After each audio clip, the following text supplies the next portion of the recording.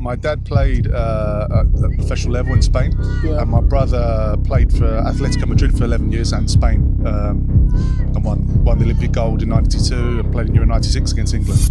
Wow. I think definitely mistakes I've made in the past. You get sucked into the academy system, and you think that by sort of guiding your son from the sidelines is a benefit, and it's not for my son anyway. I know that, he listens to the coaches know way more than I do, and it doesn't help if dad is shouting on the side, so I definitely have learned to enjoy that. Try not to do that, definitely my situation. How important would you say your grassroots club was preparing your child for an academic experience? Just so my parents can understand, because there's so many grassroots clubs out there, but the environment to prepare the child for an academic experience is a different situation. How important is it to have the right grassroots club, in your opinion?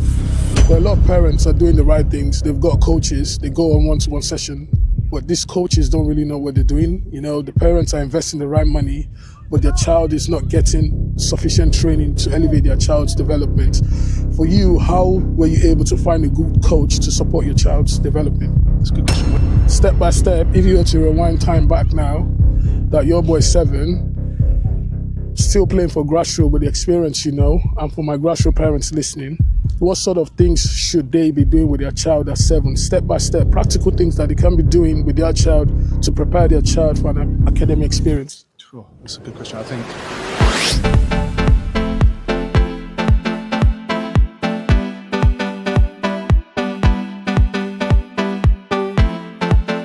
Hello, Road to Pro here once again. My parents, like I said, I go around catching the top baller parents so I can get the secret sauce for you guys to level your child. So I've got another amazing parents here with me. And let's take it away. What have I got here with me today? Hi, I'm Adam Lightower. My son's Louis Lightower. Amazing. And how old is Louis? Louis is 11. He plays Millwall under 11s. He's 11. You need to see this kid. I was just speaking to Dad off camera before we go here. Last season, he scored 130 goals. Guys, don't play. This is no joke. So my dad, the movement for this is to educate my grassroots parents on how they can level their child up to the sort of experience your child is having at Millwall. So without further ado, I'm going to go straight to the question I ask every parent. I know your son is not playing professionally for Millwall right now, but he's in a professional environment. So how did you make Louis become a footballer? What did you do? It definitely wasn't down to me or mum. It was more down to just being the taxi driver. I think Louis just enjoying his football and doing well at Grassroots and being picked up early, and went to a few academy clubs early on. Was very, very shy, painfully shy, and fortunately found the club at the time that fitted him, which was Millwall. And Millwall sort of showed a lot of love back towards him, which was amazing. Which I think that really helped him as a player. Otherwise he would have stayed at Grassroots at that time. Well, that's amazing. So at what age then did Louis start playing football? When did he start? Well, we took him to, he was playing for his best friend, a young Indian lad, played for Punjab FC, and they took him along, and he really enjoyed that football, just playing with friends and becoming, more used to that environment.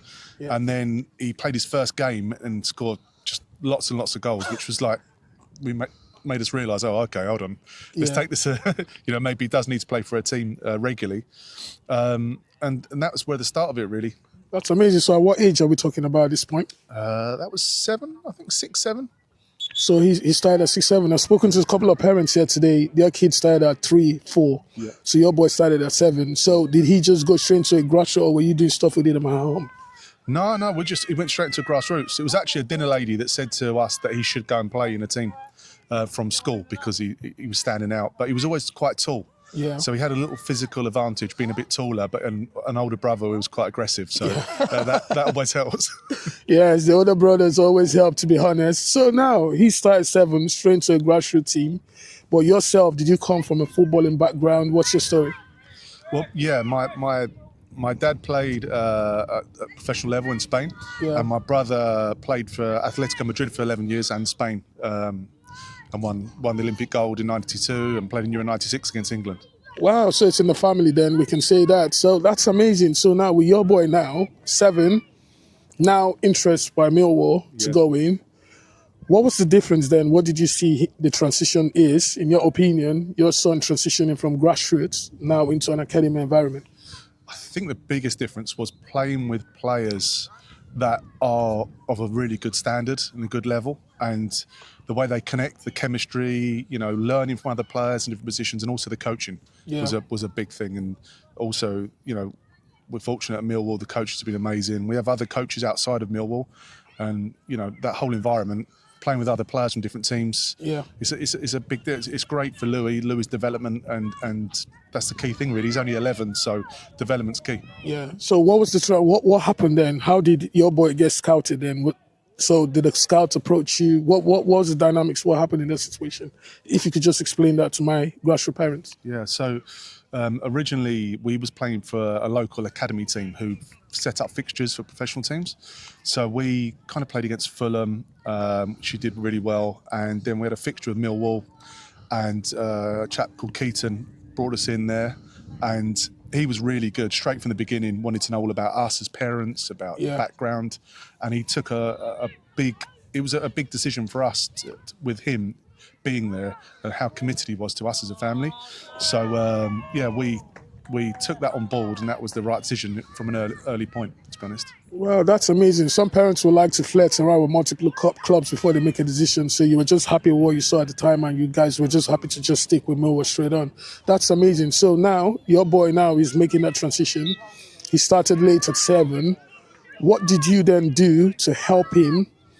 You said the levels. Just before I go into this question, when you said the levels of academy is different, in practical terms, what are we talking about?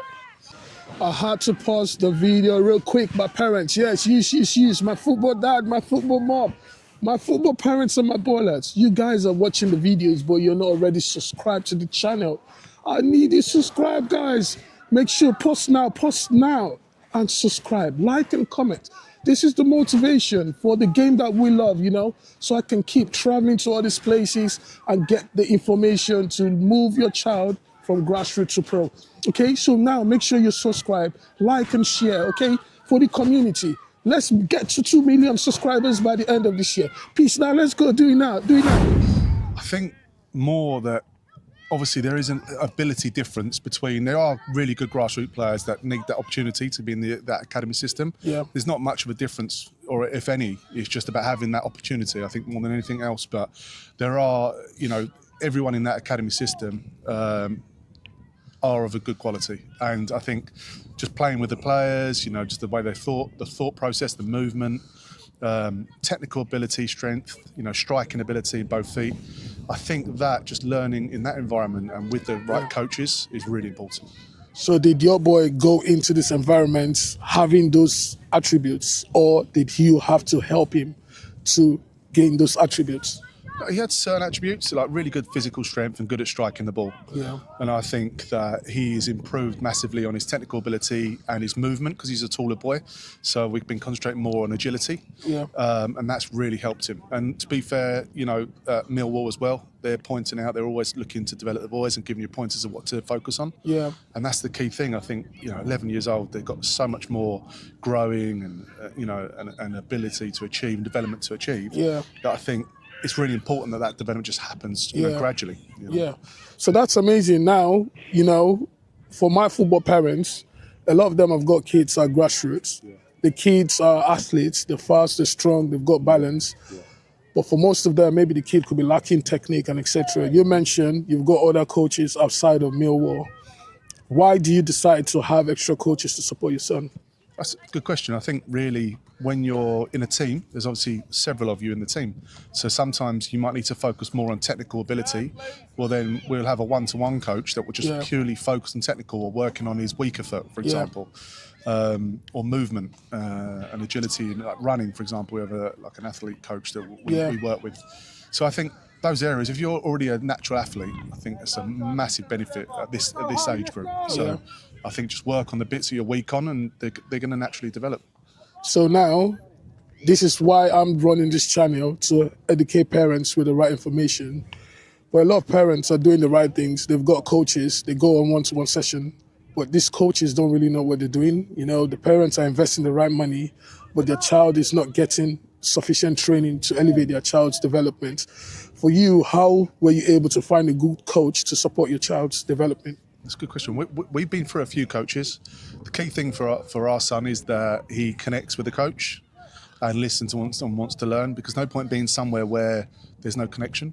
Yeah. And every child's different. So I think you'll end up finding you have to go for a few to find the right ones, and you might have the best coach, but it might not be the best environment for your son. Yeah. Maybe. Yeah. So there might be coaches out there that people don't recommend, but then I think you've got to try them to know. Yeah. So for you, what would you say, with your experience, what would you say is a good coach in your opinion? What should a good coach have? I think at this age, for me, because as a parent, it's just about having that connection, the right environment, making it fun, and going from there. Really, you know their credentials, you know who the teams they work with and players they work with. Yeah. There are players out there, particularly at our age, that stand out more than others, and that's probably more down to the technical side, maybe. And development as a growth as a child. Yeah. So I think you look at different options and try out what suits your son best. Yeah. So just to take things back just a little bit before I let you go, how important would you say your grassroots club was preparing your child for an academy experience? Just so my parents can understand, because there's so many grassroots clubs out there, but the environment to prepare the child for an academy experience is a different situation. How important is it to have the right grassroots club, in your opinion? Well, at the time he was very young, so the key thing was he was having fun. Yeah. And there wasn't really any positioning as such in the team because he was so young. It was just about getting the ball and having fun. Yeah. And that was really important for his development. And it was just taking that natural step up into the academy system at that age at 7 years old, which worked out really well for us, thank goodness. Wow, that's amazing. So now, what sort of mistakes were you seeing grassroots parents make? And it could be some mistakes you made yourself that's either blowing the chances of their child having an experience in an academy situation, because some parents would say side coaching, shouting, pressure.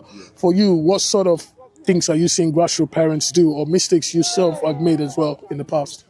I think definitely mistakes I've made in the past. You get sucked into the academy system and you think that by sort of guiding your son from the sidelines is a benefit, and it's not. Not for my son anyway. I know that, he listens to the coaches. The coaches know way more than I do. Yeah. And it doesn't help if dad is shouting on the side. So I definitely have learned to enjoy that. Try not to do that. Definitely in my situation. Yeah. But So you say side coaching is one of the biggest things you see parents doing that could hamper. So now when the Millwall coach came and saw your son then, what stood out to the Millwall scouts? What did the scouts say to you that your child had that piqued that interest in him scouting your child? At the time, I remember we was playing. It was the first game against Southend, and I think he was just using his body well. Turned the player, ran onto it, and obviously scoring lots. So I think that game he scored 5, and I think that was a great benefit at that time 5 goals. to scoring goals. Yeah. That's amazing. So whilst your boy was at Grassroots, would you say nutrition is a key element that my parents should focus on, or it's too early? What's your take on that topic? I think just eating well. I mean, from a parent point of view, obviously we get taught nutrition at the academy at Millwall. Yeah. What's good and what's bad. Obviously. Yeah, but I mean from grassroots though. I know when you get into the academy, they start teaching the kids. But when you're at grassroots, would you say my parents at grassroots should start taking nutrition seriously? I think nutrition is important anyway. I think generally eating well and having good habits is good. Yeah. So at grassroots and in any walk of life is good, but at that age, at 11 years old, just keep nutrition balanced well and just keep progressing. So when we say that in practical terms, what should kid eat and what should they be eating? What should he be? Well, my son likes to eat spaghetti bolognese the night before a match. Yeah. So it seems to be a force of habit. We're doing that. So get lots of carbohydrates. Yeah. Drink lots to be hydrated. Yeah. And obviously then just have your like Yazoo sort of protein drinks for after the games. Yeah. What about the don'ts eat though? What about the don'ts? What if they don't? What about the don'ts? What sort of things your parents stay away? McDonald's, some would say. Well, when we're in a rush, it's McDonald's. We try not to, but can't help it. Chocolate. He doesn't drink fizzy drinks, but he's pretty good naturally. He's pretty good. Doesn't have many sweets, so it's good. Amazing advice. So now, before I let you go, step by step, if you were to rewind time back now, that your boy 7, still playing for Grassroots with the experience and for my Grassroots parents listening, what sort of things should they be doing with their child at 7, step by step, practical things that they can be doing with their child to prepare their child for an academic experience? Sure, that's a good question. I think find the right grassroots teams and private academies that have the opportunity to play professional teams or professional academies, and and enjoy the process and don't stress about it, because the development is a slow thing. They're very young, and if they're playing already and there's got qualities, then I think there's the opportunity for them, and opportunities will come. Yeah.